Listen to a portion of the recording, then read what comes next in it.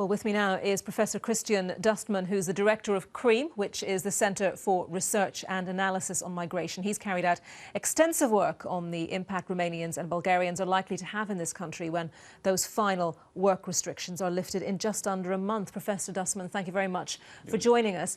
There are, of course, various estimates out there about how many people from Bulgaria and Romania might choose to move to the UK. What does your research say?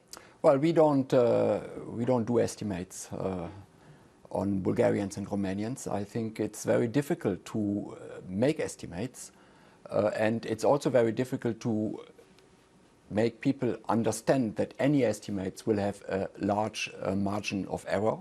So when we look at estimates, we always have to be aware of the caveats and the large margin of error any estimate will have. It's also very difficult. What we usually do when we do such estimates is we take historic migration flows and then we extrapolate them into the future. Now, under circumstances of free movement of labor, we have not had historic migration flows from Bulgaria or from Romania to the UK. So that's why it is even more difficult to come up with any predictions. So the predictions which are around have to be looked at with a lot of caution, I would think. Okay, definitely not an exact science.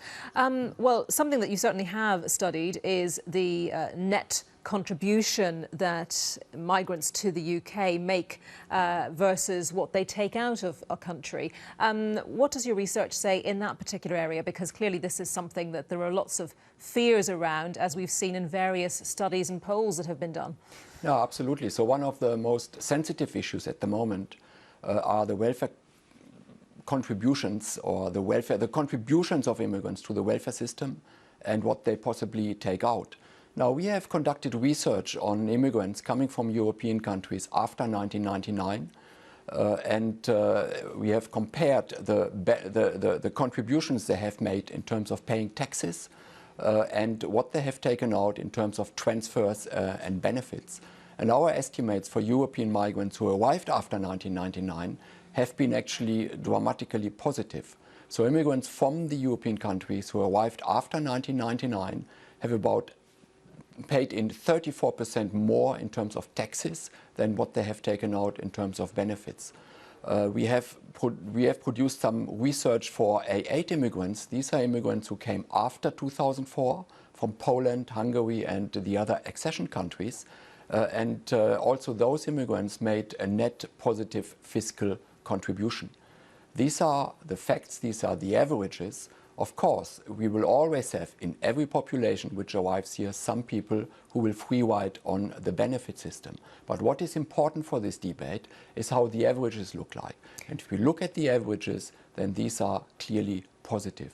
In your opinion, do those averages make their way into the political dialogue on migration very much, or is the focus rather on the fears that are expressed?